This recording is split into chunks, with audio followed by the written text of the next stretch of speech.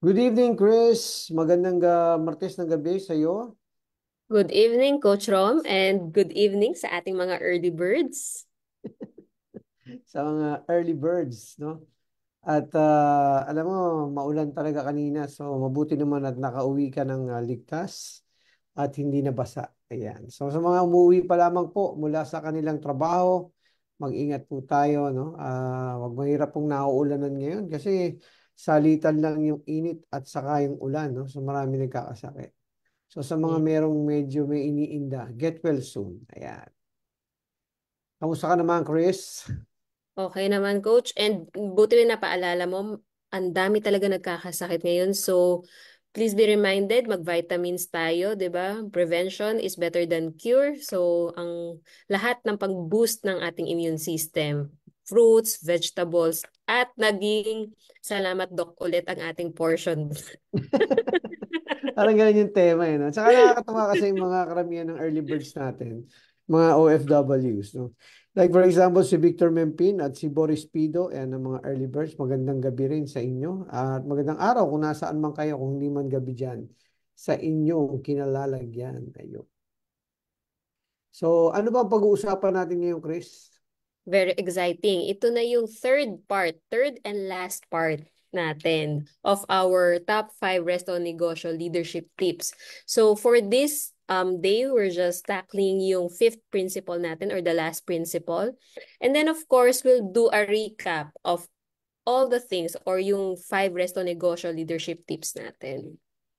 Yun. So, sa madaling salita, no, kung nanood ka nung first two episodes, sayang naman kung mamimiss mo to. Pero gayon pa man, pwede mo naman siyang panoorin, siyempre, i-replay. Yan naman ang kagandahan ng teknolohiya ngayon. Di ba? Pwede mo siyang i-replay sa, unang-una, nasa YouTube din tayo. And then we also have a library in YouTube and of course sa Facebook, pwede mong panoorin muli. Yan. Great Tuesday Habit to all. Hashtag Tuesday Habit. Sabi nga ni OG Liwag.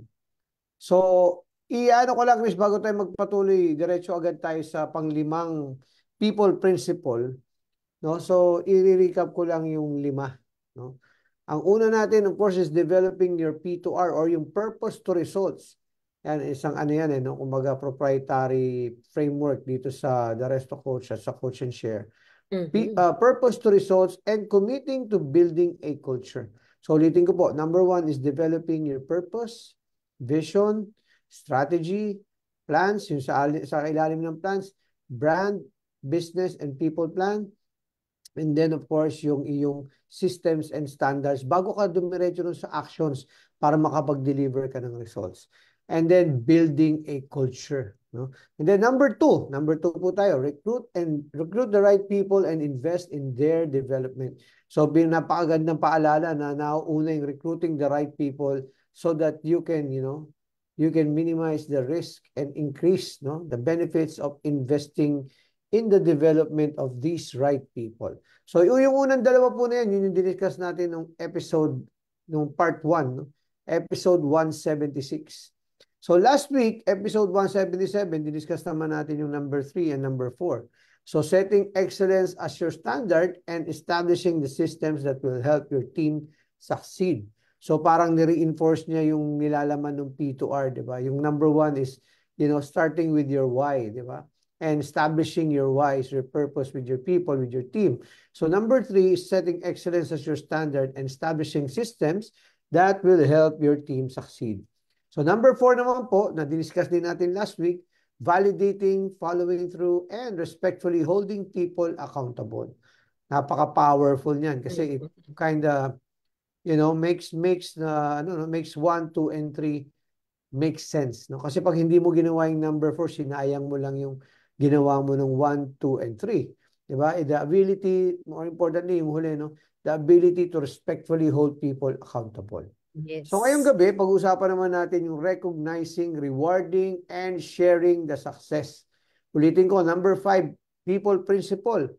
Sa mga nagre-resto negosyo po dyan, at kahit hindi sa resto negosyo, I'm pretty sure this is applicable because these are basically leadership principles that are, kind of universal. No? May mga iba't ibang versions, iba't ibang permutations.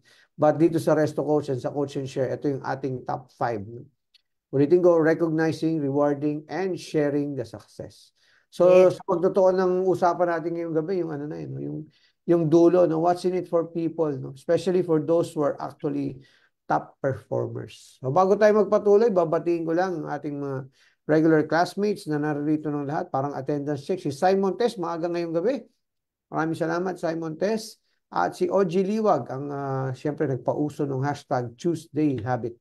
Magandang gabi sa ating mga ka-Tuesday Habit. At si Mami Saint Pineda, of course, ang nag-iisang reyna ng Paranaque. No? Sa Karian ng Paranaque. Nung nagkatry ba, Karian pala ang Paranaque.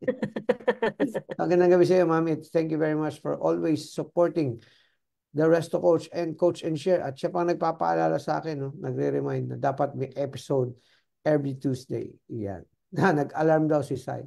Sige, let's go straight to the question kasi tandaan niyo po, as committed, sa end po ng ating episode tonight ay magkakaroon po tayo ng recap of the top takeaways. Parang pwede niyong i-reconcile kung ano man yung nasa inyong mga notebooks sa mga nando doon sa notebook ni Chris Guillermo Yap. Oh, di Okay? ba? Ready talaga ako. May, every Tuesday yan, nakalabas na talaga yung notebook ko. It's a Sige. continuous learning sa ating classroom nga, ika nga.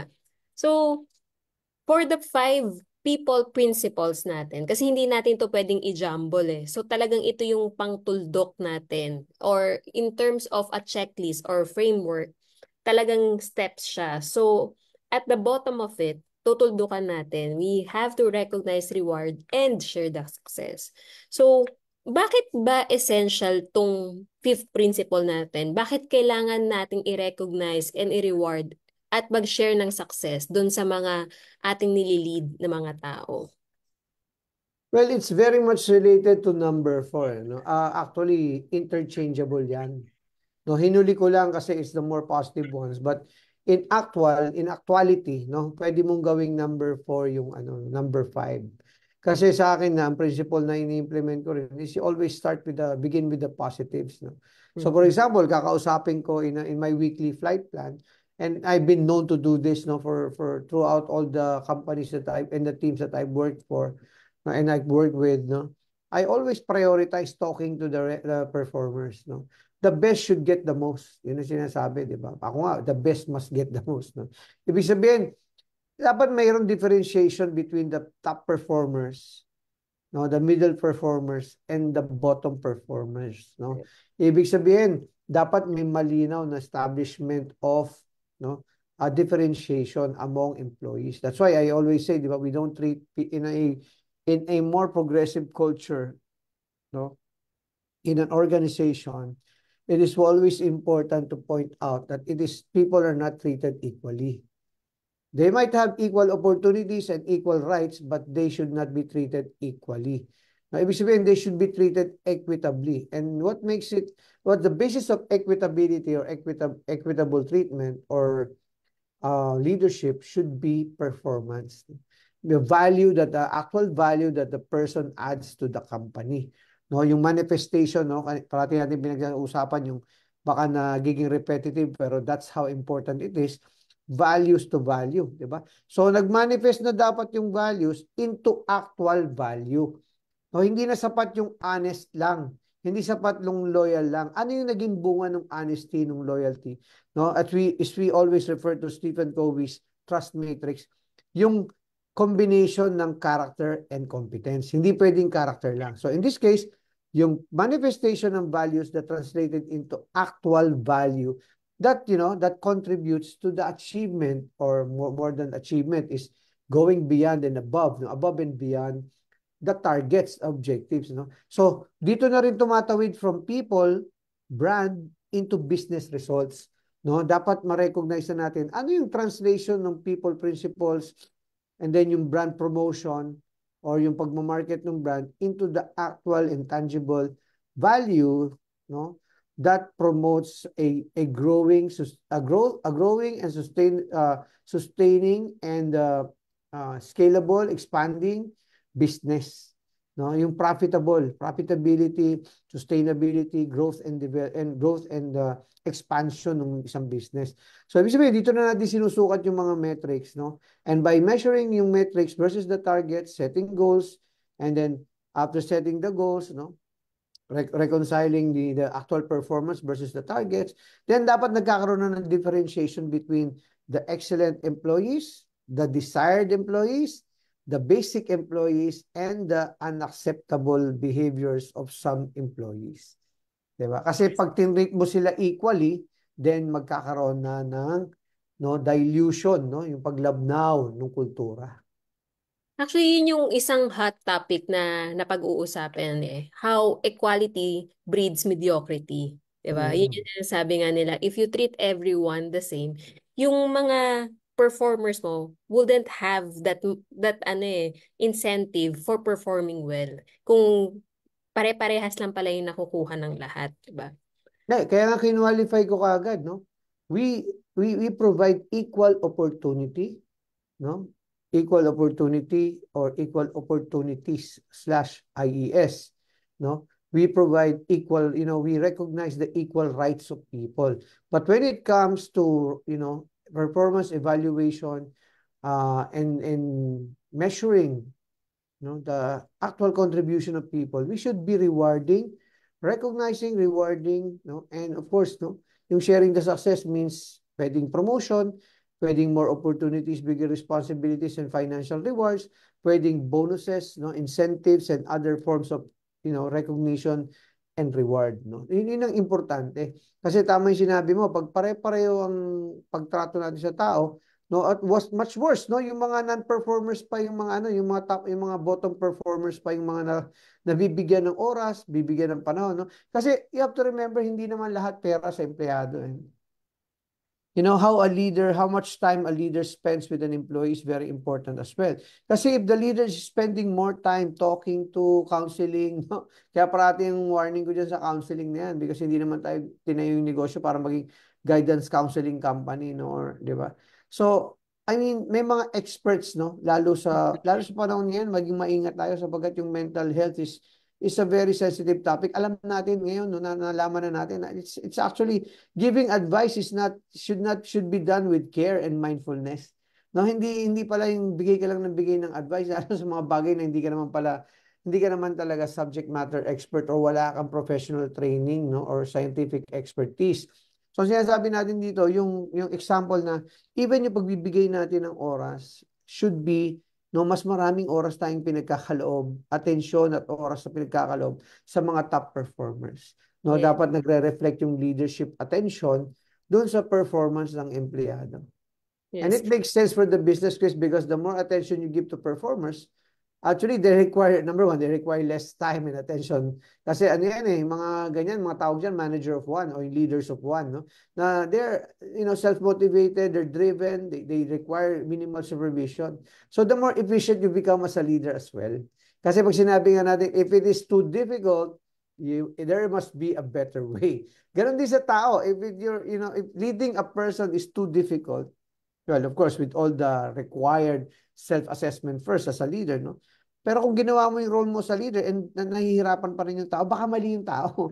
Baka hindi nag-fit sa ating organization. O baka ibang level siya. Kung masyadong malaki yung gap between the bottom performers and the top performers. Mahirap yung ganong kalawak yung spectrum Kailangan magkakadikit lang yung performance ng mga bottom performers, middle performers, at saka yung top performers. Yes, and the worst that can happen, Coach, and gusto ko yung sinabi mo rin kanina about yung treating, di ba, yung best gets the most nga. The worst that can happen kasi if you treat everyone equally, yung mga top performers natin yung umalis Kasi Yes, totoo yun.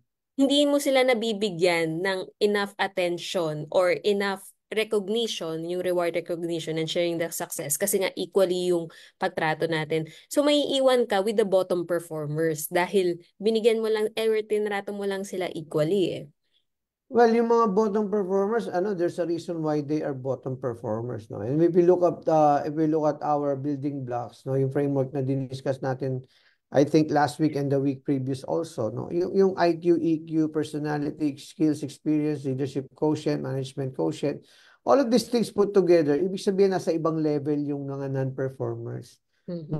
Yung standard mo, baka binababa mo na to accommodate, no? Parang ano, ito yung analogy ko, napakasimple siguro, no? Naglalakad tayong lahat sa isang grupo, merong mga mababagal maglakad, tapos pinahihintay natin yung mabibilis maglakad para hintayin natin yung mababagal maglakad.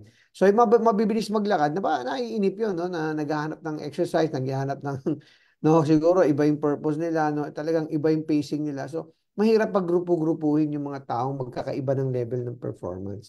So, hindi mo dapat i-adjust yung standards of performance, no? Base dun sa mga bottom performers. Sa halip, you need to calibrate it, no, based on the top performers, no? Bigyan mo ng stretch goals yung mga top performers. And then the organization will adjust accordingly, meaning tataas yung mag-elevate, mag-enhance, and the performance of the company actually improves. Because ang benchmark natin as the performance standard is yung mga top performers natin.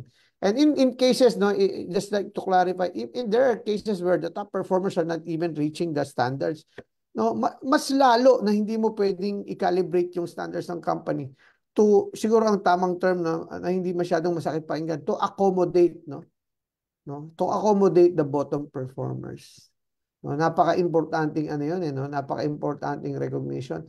Number two, it's about recognizing that if you do that, the whole team will suffer. No, the business will actually suffer. No, because ano yan kumbaga yung, I just don't know the exact numbers, but the it's like the innovation curve, no, yung bell curve, no. Applicable din yun, Chris.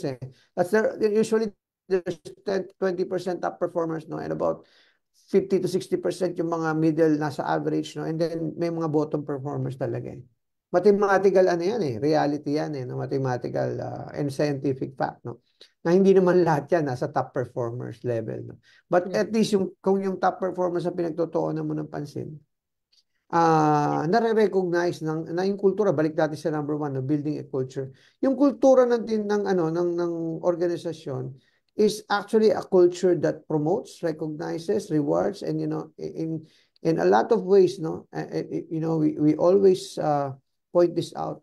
In a lot of ways, it's very clear to people kung ano yung kultura ng majority. Is it a high performance culture? Is it a mediocre culture? Is it a culture that is too tolerant for its own good? Diba? So, very important. Yes. So, ang ganda nung kanina mong sinabi, Coach, na yung pag-reward natin, it's not necessarily monetary lang, di ba? There are other types of recognizing and rewards natin. So, ano ba yung mga practical tips natin or yung mga things to look out for ng ating mga resto negosyo whenever they plan to embark on this fifth principle? Ano ba yung mga dapat nilang reminders if they plan to recognize, reward, and share the success to their team? Well, let me segue to the answering that question by responding to the point of Miss Simon Test. No? Sabi niya, ang galing po ng concept of equitable treatment of employees, no? But giving more perks. My question po, kaya ako piniling sagutin agad yan because apakaganda ng point no? Yung ano ba yung definition natin ng unfair? Diba? Ano ba yung definition natin ng unfair? Well, para sa akin, as a former service crew din, nagsimula rin ako, hindi naman ako nagsimulang manager, mas unfair kung yung mga top performers, yung mga nagko-contribute talaga, ay hindi nabibigyan ng karampatang rewards, recognition, and opportunities to succeed. Diba? Kaya nga pinoint out ko kanina, the tendency is to go to our comfort zone and, humanity dictates or maybe yung ating sensitivities, which is actually a good thing, yung mindfulness, no? We tend to prioritize yung mga may problema, may mga opportunities, no? And then we complain, no? Without noticing na na-alienate natin yung mga performers. So, my answer to that is very, very clear, no? Ang definition sa akin ng fairness is an equitable treatment of people based on their merits and performance, no? Mas fair 'yun. Kasi mas unfair kung hindi mo bibigyan ng karampatang reward, recognition yung mga top performers. No? And sabi nga ni Chris kanina, babanggitin ko ulit, ang mangyayari diyan, eventually yung mga top performers ang mawawala ng gana. Kasi it's not just the kanina nabanggit ko time, it's also the engagement, no? Yung mga top performers naghahanap yan ng tamang level ng discourse, tamang level ng engagement. Ngayon, parang sa teacher, 'di ba? Alam natin 'to, no, controversial yung topic, 'di ba, na dapat ba may first section? Dapat ba mayroong sectioning? Well, kasi kung hindi mo isa-section, yung teacher mag-a-adjust dyan sa matagal mag-cope eh. No, hihintayin eh. So yung mga ibang students magka-calibrate din, no. So it's very similar to that concept. So I think don't fear the repercussions of being branded as unfair, because deep in your heart you know that you're really actually being more fair by doing it, as prescribed, no, yung pinag-uusapan natin kanina. So going to your questions, yung mga what to look out for. Well, number one, ang prerequisite nitong lahat ng to is ang prerequisite ng lahat ng to is alignment of values. Kasi pag meron kang na-recruit na hindi aligned yung values, talagang siya yung magiging magtataas ng kamay at questionin yung pinapa-implement nating mga policies, because in the first place, no, hindi siya nagfi-fit dun sa cultural makeup ng organization, no. Hindi niya maintindihan yung values of recognizing and rewarding the top performers kung iba yung paniniwala niya in the first place about things, no? No, hindi niya maintindihan, no? Uh, I'll for example, no, I'll give you uh, a very concrete example that has occurred in my leadership life, or siguro one of the most frequent, no? An employee will approach you and then they will try to speak for everyone. Yan, magandang example yan eh. So ay kina-qualify ko kagad yan. Why are you speaking for everyone? Sino ba yung may concern? So I'll try to talk to that person, no? Point mo, sige, but if they don't approach me, then ikaw nag-approach sa akin, so let's talk about your concern. Let's not talk about all the other people's concern, because you should not be speaking for others, no? Hindi natin alam kung in-appoint ka ba nilang spokesperson, no? So that's one thing that also points out na each individual, talking about being fair, they can all approach me, no? As a leader, I can only speak from my own leadership principles, no? They can all approach me, diba? They should have the courage to approach me. They should have the professionalism not to discuss that issues tungkol sa akin, halimbawa sa leader, amongst themselves, but rather approach me. Doon pa lang makikita mo na kung sino yung merong courage. Diba? Value of courage, no? So, that's a simple example, but it actually reinforces yung ganitong kultura. Diba? So, assuming lahat ng hinayaan mo aligned yung mga values, I don't think there will be any issues pag nire-reward mo ang mga performers, because naintindihan nila eh. 'Di ba? Ano ba yung mga common characteristics ng mga tao na performance, Chris, na sa tingin mo na they're self-motivated, they're driven, they understand the concept of being held accountable. Siguro kaya nga for the purpose of this discussion, these episodes, the last 3 episodes, inuna natin yung number 4 eh. Because if there's no clear, ang kabaliktaran naman kasi ng number 5, yung number 4, yung diniscuss natin last week. Pag hindi mo rin nire-respectfully hold accountable yung mga non-performers, kahit nire-reward mo yung mga performers, aalis pa rin sila, because yun ang unfair. Pag walang nananagot, kahit na may maling ginagawa. Diba? Parang yung paborito kong example na kahit anong gigil ko, hindi ko binubuksan bintana ko para ako na lang ang nagagalit sa loob ng kotse ko. Yung pipila ka ng napakahaba dyan sa Santolan, diba, sa flyover. Tapos biglang sa dulo ng pagpila mo ng mga 15 minutes, biglang may isang nag-a-attempt sumingit. Diba? Yun yung pakiramdam ng mga performers. Pag may mga taong hindi na-hold accountable at may mga taong salit na ma-hold accountable, binibigyan pa ng atensyon at panahon ng mga managers at leaders. Yes.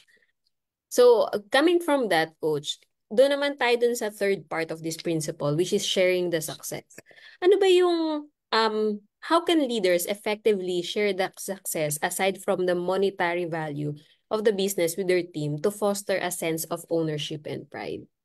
Well, that's totally a leader's responsibility and accountability, no, to connect, no, and ensure that yung brand, yung people plan, yung brand plan, at saka yung business plan are actually aligned, no, and connected.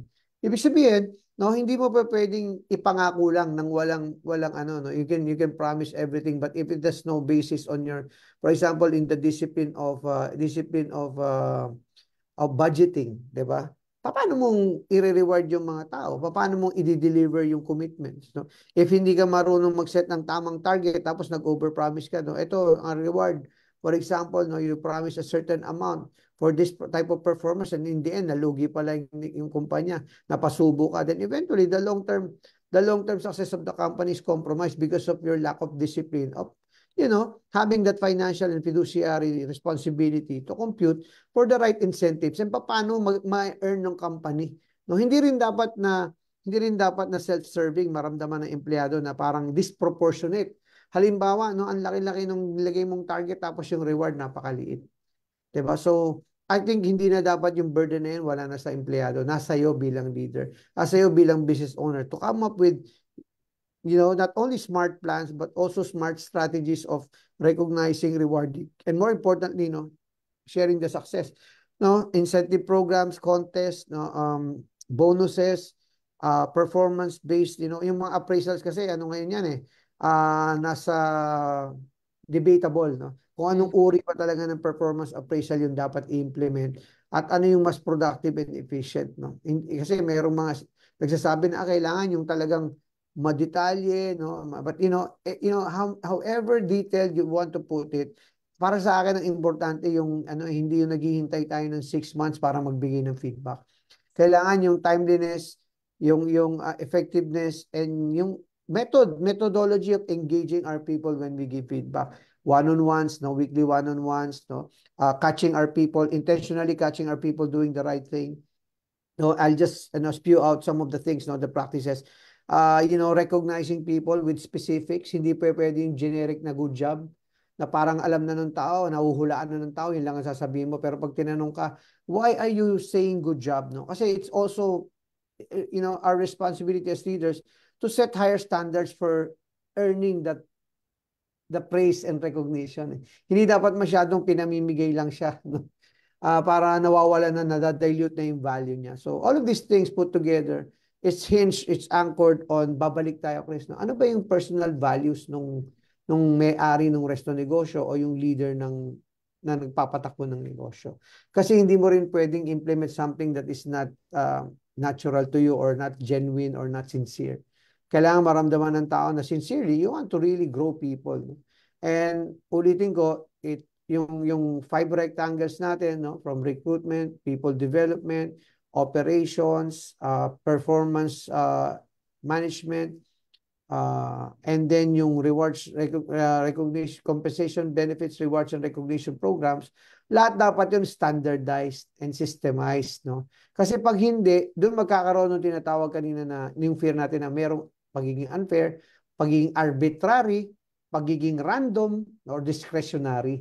No? Kailangan ina-announce siya in advance and pinapaliwanag sa tao yung mechanics. Parang paano ba akong makakakuha nitong mga rewards na to? Paano ba akong mapopromote, no? And yung growth ng company, no?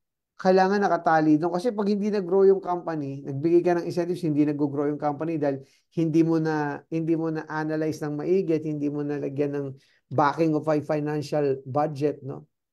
Then magkakaroon din ng disconnect sa dulo. Kasi even if nag-promise ka ng growth sa tao, kung hindi nangyayari yung growth, no? Discounting all external factors, no? Internal lang to. Kaya napakahalaga rin nung nung kakayahan ng leader na magtali-tali ng tatlong plano, no?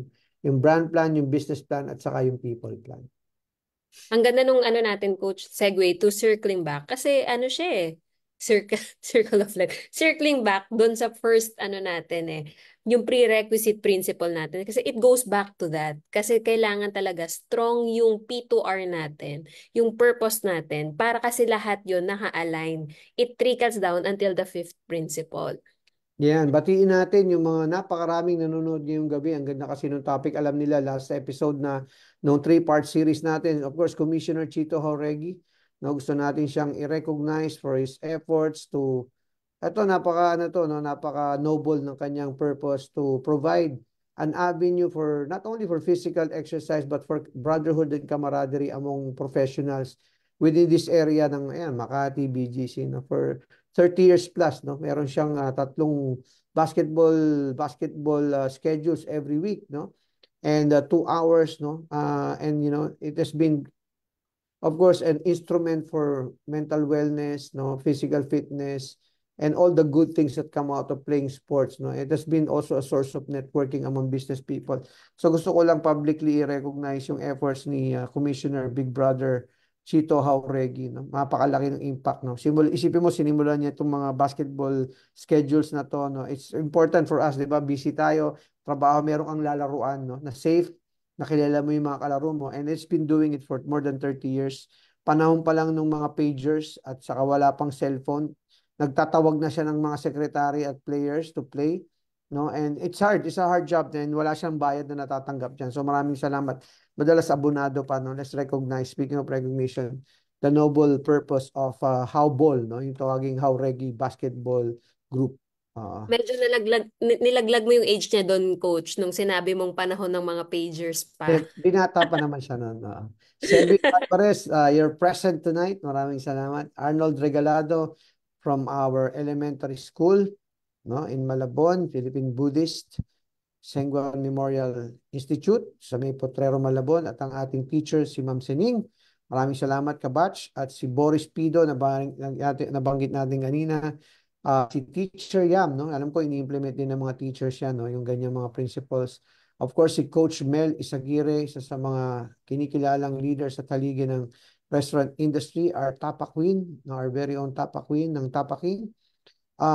Sabi ni Simon Tess, nice point po. Yung iba kasi walang lakas ng loob to say their side and concerns. So, laging may representative. No? Napatawa pa siya. I love the application of this topic. Salamat. Salamat sa feedback. PJ Veloso, magandang gabi sa iyo. Paul John Jacob Veloso.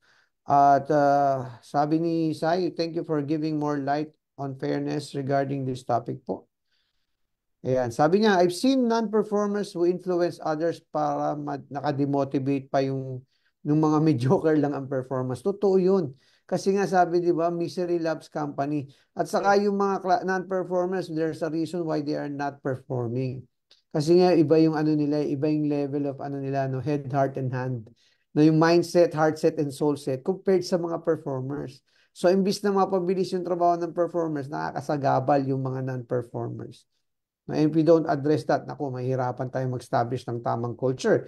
Good evening, coaches and mates. Hashtag Tuesday Habit mula kay Ivy Par Alcantara.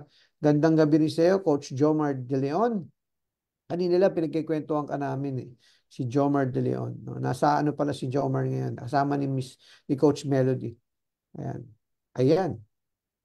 Sige, Chris, sa pagpapatuloy ng ating episode, kasama rin natin ang ating at gumagawa ng ating mga video clips, si Juan Rosion ng. Ayan. Okay. Sally, hello, Sally Di Malanta. Magandang gabi sa iyo. Nice to have you back. Ito, HR rin to eh. HR practitioner din eh. Salamat. So, ito, coach, yung part ng recap natin kasi alam naman natin nga na bumabalik lang tayo dun sa yung first principle natin, 'di ba? So, just to recap, balikan natin ulit, ano ba yung prerequisite principle natin? Yung number one is yung develop your P2R and commit to building a culture. Yeah, it's, developing your P2R. Again, it emphasizes yung starting the concept of Simon Sinek, di ba? Binalidate ni Simon Sinek. Start with the why. Kasi yung ito, tandaan nyo rin to, napakagandang insight niyan. Yung mga top performers, nagtatanong ng why yan. Mm-mm. Oo, yung mga tatanong, ba't po kailangan natin gawin yun? Kasi they want a deeper understanding of what they're going to do. Di ba? Ayaw nila yung magsasayang sila ng oras sa mga bagay na hindi nila naintindihan. So, I think that's a great pointer, no? Para sa pag-recruit ng mga tao. Yung mga magagaling, nagtatanong yan ng bakit, no? And let's answer their questions, no? Kasi ano yun eh. We should appreciate when people ask why. Sa mga magulang, ganun din, yung mga bata, di ba?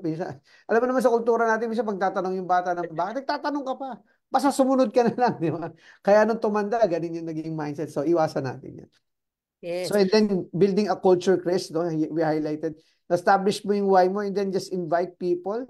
And the way to build a culture more efficiently is to make sure that, everyone that you recruit is, yun yung segue sa number 2, no? Recruit the right people, aligned in terms of values and, no, values, no, character, yung values, di ba? And aligned in terms of competence, no, fit in terms of competence, meaning yung kailangan mong skills and yung mga kakayahan is nandoon doon. So, value. So, from values to value. And then, pag meron nun, may alignment, you can, freely invest in their development. Kasi, mas bumaba yung risk factor kasi aligned eh. Babalikan ko lang coach yung P2R natin. Or kasi minention natin to pa ulit-ulit. P2R is a manifestation of your core values eh, 'di ba? So yung P2R natin, i-rundown natin. Of course, P stands for purpose, establishing your whys, 'di ba? Your whys or your purpose is a story. Yan yung story ng brand mo and also the story of the leader or yung in this point sometimes it can be yung mga may-ari ng resto negosyo. But at most of the time, it's the story of the brand. Bakit nandito yung brand na to? So, establishing yung purpose natin. Then after that is our vision, di ba? Importante, ano ba yung pagtutunguhan natin? Ano yung vision for the brand? And then having that strategy. So, may wise ka na. And then having the strategy, yung ating, paano natin gagawin, yung vision natin. And then we go into plans, systems, and standards. And of course, the results will follow.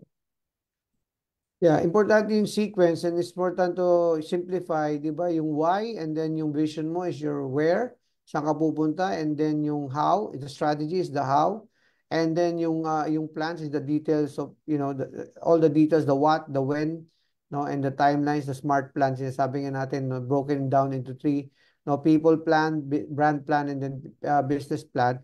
And then you have yung yung systems and standards, no? It separates the men from the boys.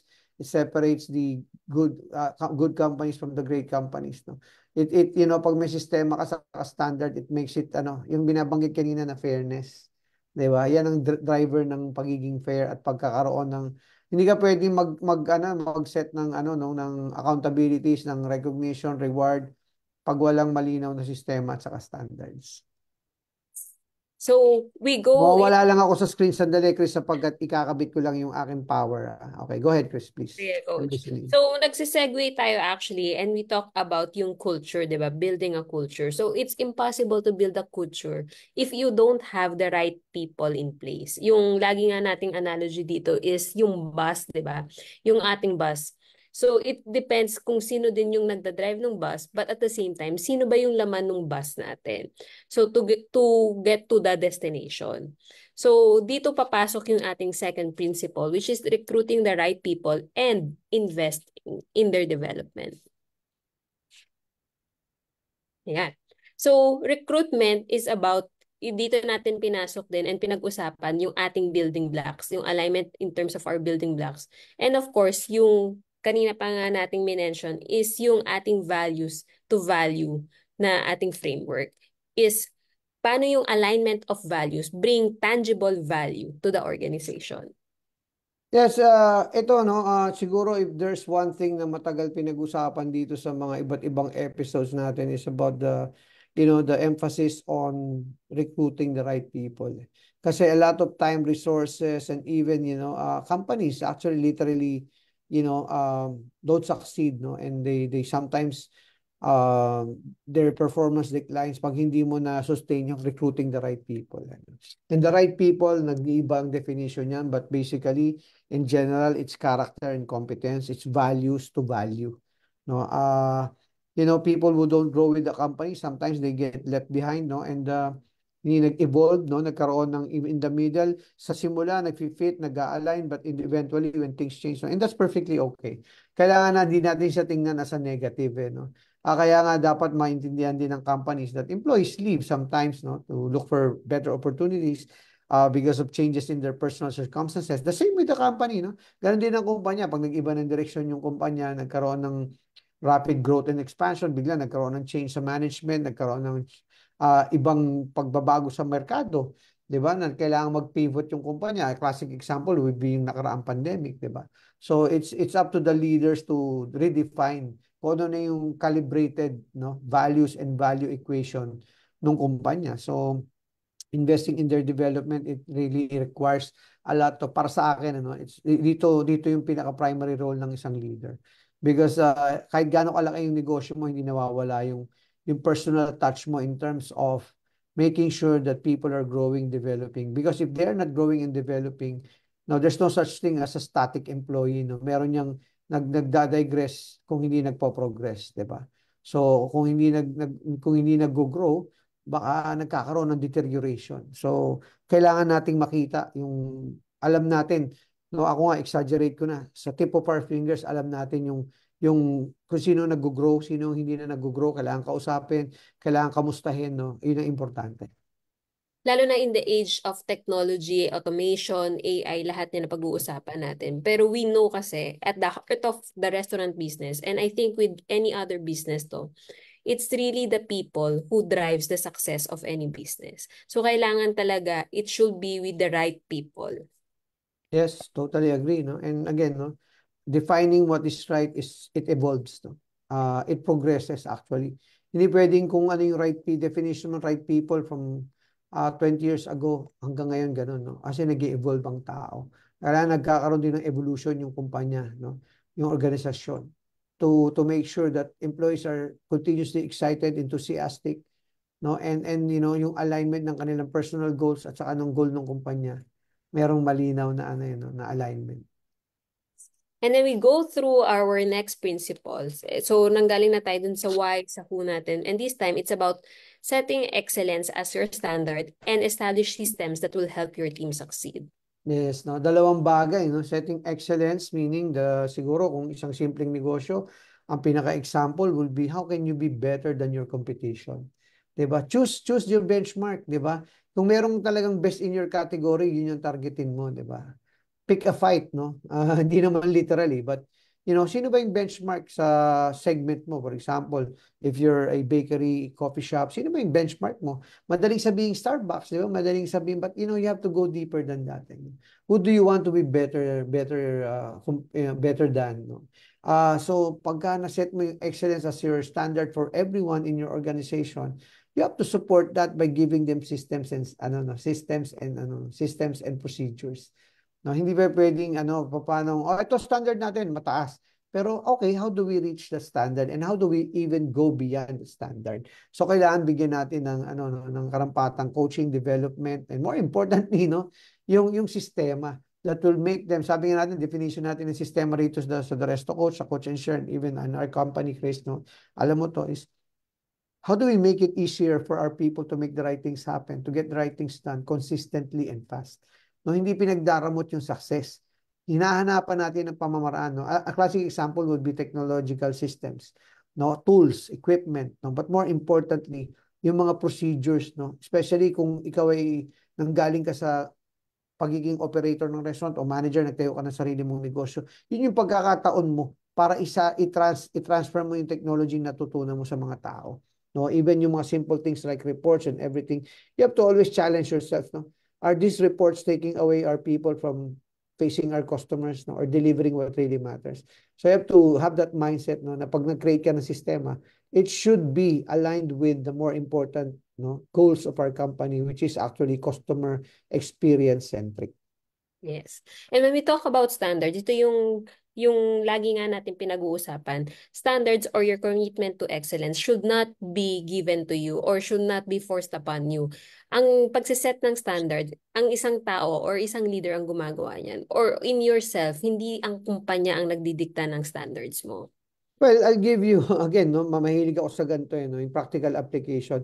Nag-a-apply ka ng trabaho, no, o kaya naghahanap ka ng, let's say, another type of example na mas malawak yung scope, no. Naghahanap ka ng kapartner sa negosyo. No?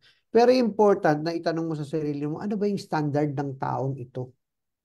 'Di ba? Kasi yun yung pagtatalunan nyo, no? Aside from your values. Actually, yung values, part of it is yung setting excellence as a standard. It's actually a core value, di ba? If you say that quality is at the heart of your core values, then you will work better or work well with another person who understands that level of quality that you expect from yourself. I like what you said, Chris, and I've always, yung una nating video na ginawa nga ni Sean, di ba? That's why we chose it. It's about, the reality that even if the company sets a standard, the real question is, what is your own standard? Because kung ikaw yung naka-duty during the shift, yung standard mong masusunod eh. Ikaw yung nagli-lead ng shift, no? The same thing with your resto negosyo. Diba? Kahit mayroong standards yung competition mo, may standards yung industriya, kailangan yung standards mo importante because that will determine your success. Kung mas mataas ang standards mo kaysa sa competition, mas mataas yung standards mo kaysa sa industry standards, the likelihood of success is very high. Because people in the Philippines, I will emphasize the Philippines, understand the value of quality. No? And they don't mind paying more money for higher quality products. No, yun ang maganda sa Philippine market, nakakaintindi ng quality. Yes. And having that standards kasi is equals to yung pinapakita mo yung preparedness mo. And that equals to yung value nga na sinasabi natin from the customer's point of view. Kasi alam nila that you're prepared, di ba, to serve them, to offer them.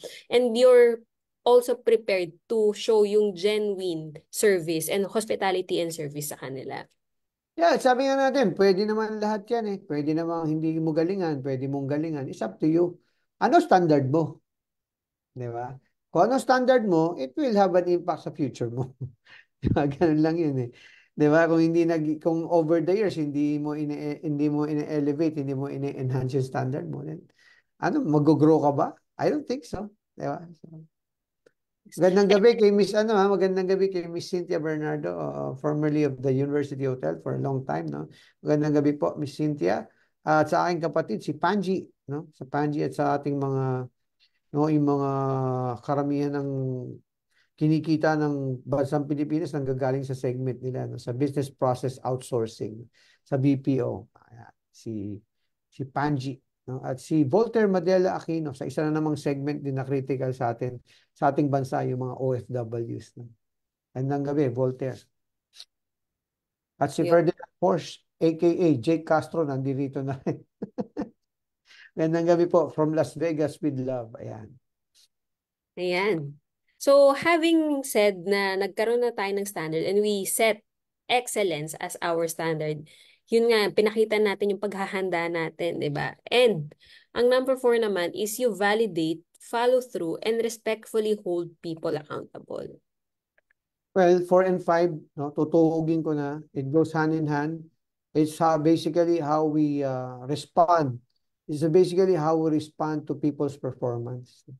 Ito yung execution na di ba? Nung 1, 2, and 3, nilatag mo yung mga prerequisites, di ba? Nilatag mo yung mga iga nga ground rules, standards, systems, saan ang direction natin, ano yung purpose natin. And then pag in-execute na, pag in-execute na ng mga tao natin, how do we, as leaders, engage them? No? When we give feedback to them, when we validate them, pwedeng, ang maging pinaka-pitfall dyan is hindi mo binavalidate. Feeling mo, basta nag-meeting na kayo, implement nyo yan. Tapos sa end of the month, titingnan ko na lang resulta. Well, that's a recipe for failure. Kasi it requires follow-through, validation, and more importantly, giving feedback. And pagka-critical, no? Very critical yung mga ginagawang deviations, let's respectfully hold people accountable para hindi na ituloy-tuloy. Parang parati yung ginagamit pag nagtuturo ako ng line check sa tindahan, di ba? Mas maganda na bago ka mag-line check, nakasama ka ng mga tao mong mag-prepare. Kesa yung, okay, mag-prepare kayo magla-line check ako pagtapos. That's the wrong mindset. No? Line check is a group activity. No? Sa kusina to. No? When you do the line check, it should be, set up in a way na alam mo, sineset up mo for success yung mga tao para pagdating ng line check, mas marami yung recognition, mas marami yung mga praises, no? Yung mga positive things. Dahil pinagtrabahuhan nyo na maging successful yung resulta ng preparation nyo. Hindi yung manager ako, kayo gumawa niyan, checking ko kayo mamaya. No? That's the most common mistake. Nagkakaroon ngayon ng separation. Ikaw ang nagche-check, sila gumagawa. No? Ikaw nag-define nun, hindi sila. Pero yung ma-amaze yung tao mo na during the preparation, sinet up mo sila for success, nag-one-on-one check-in ka, kinausap mo sila, 'di ba, na ito gagawin natin. O ikaw kahapon, ang ganda ng ginawa mo. So I want you to improve. Kung nagawa mo siya in 20 minutes a day, let's target 15 minutes a day and I will reward you with something. No? I'll give you more responsibilities and more challenges para magpatuloy yung growth mo, 'di ba? And performers will respond positively to that. Hindi Yes. naman yan parating about financial rewards or more hours or such. So sometimes all they require is engagement. Ang ganda nung highlight ko dito, Coach, and I would like to share to the team. It's about observing, listening, presenting the reality, and asking the right questions. Hindi parating nagsasalita yung leader ng statements. No? In fact, yun yung tinatawag natin na pinagbibiruan niya natin, no? Spoon feeding. Diba na pag ini-spoon feed mo yung mga tao, you're developing followers, not leaders. Diba? Allow them the opportunity to exercise critical thinking, to, exercise their capability to do, yung exercising good judgment, diba? Think, decide, and taking full accountability. And, with the leader working with them and not requiring the people to work for the leader, yun yung dynamics na mangyayari. Very progressive, very very exciting para sa mga empleyado. They love to be engaged, no? And lilitaw yung mga performers. Yung iba, tingin na, mina-micromanage tayo. Yung iba, but you will see that top performers love to be challenged, love to be engaged, but you give them latitude to think, to decide to take full accountability. Yes, sinabi nga rin natin dito, latitude shows the real standards of a person. Kasi hindi ako, and I think ito sa inyo ko rin to natutunan, coach, yung hindi ako naniniwala din yung pag under stress, 'di ba? Yung like the diamonds, 'di ba? Pag ang rock daw under stress, tsaka lalabas yung diamonds. But I think it's really with latitude that you show the real standards of a person. Well, giving latitude in a way, no, and this might sound paradoxical, but giving latitude actually helps a leader. Like ako, no, sa role ko ngayon, ang dami ng bagay na minamanage, marami kang tao na nililid, no. It actually gives you a clear idea kung sino yung mga magagaling, eh.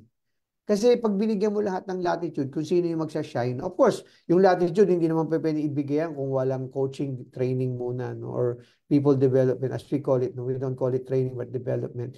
With the right coaching, development, no? With the right tools, and you set them up for success. And then you give everyone latitude. Makikita mo kung sino yung magsashine. Yung mga managers of one, leaders of one, di ba? Yung mga magagaling mag-communicate, magaling mag-take charge, no? Yung mga self-motivated, no? Yung mga, well, there's no other form of motivation but self-motivation, as I always say, no? And it's also a good practice, no? Kasi baka kung hindi aabot sa standard mo, palitan mo. Kasi baka kung maraming requirement masyado for supervision, maubos oras mo ron. Diba? Yeah. Kaya nga yung mga performers na asar yan pag may mga kasama silang kailangan ng supervision. Kasi alam nila, nababagal sila. Pag may isa silang kasama na requires more than the standard amount of supervision. Yes. Yung highlight ko dito din is that, di ba nakatuhog tayo dun sa principle number 4, which is validate, yung follow through, and then of course, respectfully holding people accountable. And ang tuhog nito is yung recognize reward and sharing the success dun sa ating mga performers. And one of the highlight here na aking key tips, yan, with 3 lines ko nilagay. It has to be timely, accurate, and insightful. Ang insights natin, it will come from information plus experience. Hindi ba pwedeng irresponsible tayo magbigay ng papuri, ng feedback, no? Kailangan talagang naobserbahan natin, nakita natin, genuine, sincere, no? Accurate. Sabi ko nga kanina, no? Accurate feedback. No? Para hindi maramdaman ng empleyado na sinayang ko lang effort ko, iba naman pala yung nakita niya. Or, paano niya nakuha yun? Kasi hindi ko naman siya nakita nag-o-observe. O kaya yung mga sakit ng mga multi-unit, no? O kaya restaurant owners, yung pupunta sa tindahan, tapos within 2 minutes, alam ko na kung ano nangyari dito. Tapos magbibigay na ng mga, ito gawin nyo, ito gawin nyo, ito gawin nyo. No? I mean, these are the things that you should avoid because, if you don't harness the head, heart, kung ang balak mo lang yung kamay lang ng mga tao mo, yung manual labor lang na i-harness mo, then you should not be complaining kung wala kang work-life harmony. Because may utak yung taong kinuha mo, merong puso, no? So they can contribute more than their manual labor, no? So they should be contributing in terms of providing insights, providing feedback. It's so powerful to talk to people in the front lines. Ako, I always emphasize that, no? Go to the store without the assumption na alam mo lahat. Magtanong ka, ano nangyayari, kamustahin mo sila. Well, of course, ang uunahin mong kakamustahin, tao. No, never go to the store na ang tinatanong mo agad, benta. 'Di ba? Kasi ang dinadalaw mo sa tindahan, tao. Hindi equipment, no? Hindi yung tindahan itself, but tao. So, Ayan. So I think overall, coach, na touch up na natin ang ating 5 principles. well, napakaganda ng ating discussion. I'd like to thank you, Chris. No, I know how busy you are during the day. We work together, so I basically know your schedule. So I'd like to take this moment to appreciate you. No? And of course, behind the scenes, Si Bianca was the one preparing our post, no, yung mga ads natin for the episodes. Sometimes nalilate po kasi yun nga po, no, lahat po kami meron day job, no, and people here work on a voluntary basis lang, no. Mga volunteers po yan. So palakpakan po natin, pasalamatan natin sila Chris, si Bianca, si Cher, no, si Cher matagal nating hindi nakakasama pero andyan lang po siya, no, she's just busy with her work, ibang time zone na kasi yung work niya ngayon, no, she works in a global company. But you know, as soon as she can be back, andyan po, babalik po si Cher. Tumutulong pa rin po siya. Siya po yung gumagawa ng ating mga posts sa social media. Siya yung nagbibigay ng captions. And of course, yung mga bagong membro natin, si Coach Donald, no, who's going to be a semi-regular pag nakaluwag-luwag yung schedule niya na ngayon. He's also operating a restaurant, no? 2 restaurants in Australia, actually their own. And of course, yung pinagtatrabahuan niya, no, just to recognize si Wine, of course, one of the original partners. And next week po, very exciting because we will talk about homegrown brands that turned 15 years, no? 15 years old. So pag-usapan po natin yung dalawang parallel na brands. Nagsimula pareho noong 2009 and now has expanded into multi-stores, no? Clue, mga taga-Resto Coach po yung mga may-ari. So pag-usapan po natin yan. Kasama natin ang ating kaibigan at partner dito sa Resto Coach, si Sark Barona. Next week po, abangan po natin yan, no? Si Zark Varona at si Romel na to talk about the homegrown brands, Buffalo's Wings and Things and Zark's Burgers. Trivia lang, pareho pong nagsimula ng 09 yan. So magandang episode po next year. Nag 15 years po pareho yan. Homegrown and now expanded and now pag-usapan natin kung ano yung mga next stages ng growth. Kasi within that 15 years, maraming nangyari. Baka hindi na updated yung kwento. So, si Donald Tenorio po, Misay, ang ating pinag-uusapan. Na si Coach Donald Tenorio from Sydney, Australia. No? From Taraji Beach. And iyan. I also like to take the time to appreciate then, of course, our classmates. Kasi lagi nating sinasabi to, coach, na hindi tayong dalawa ang coach or hindi yung mga people or yung mga nasa back end ng Coach and Share, yung coaches, but everyone who's making a habit, di ba, to tune in every Tuesday, give their insights, and then ask questions or yung mga, kahit yung mga simple comments natin, all of us is a community of coaches. So nakakatuwa dahil itong Tuesday evening natin, it's not yung sinasabi mo nga coach na we're busy ganyan, pero nakakatuwa kasi setting aside time for this because it's about learning. It's about open discussion with like-minded people. I genuinely believe that every Tuesday, the time I spend here, I become a better coach. I become a better resto negosyante. So I'm also part of the classroom. I'm not a teacher. No? I'm not the teacher. We are actually, this very collaborative effort that we do every Tuesday. So Miss Sai, kung gusto mong invite si Mr. Donald, no? Please let us know, no, how to get in touch with your mentor, Mr. Donald Lim. And if you feel that it's relevant, no, let's invite him over. So, pero next Tuesday po, ang ating episode is about the 15-year anniversary of 2 local brands who actually expanded and still thriving after the pandemic. No? Yung Buffalo's Wings and Things and Sark's Burger. No? Origin story, challenges and learnings from the journey, insights, marami exciting. And what's next? Importante, what's next for these brands? No? So, homegrown brands.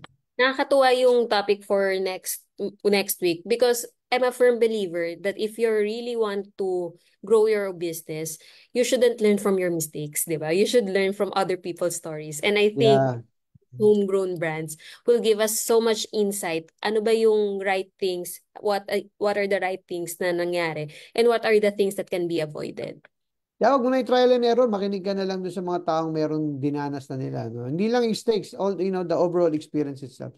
Learn from other people's experiences. Because if you just depend on your own experience, diba? Kaya nga na-invento yung mga libro. Diba? At nga may mga podcast. So, with that, no, we'd like to share our resto quote for the week.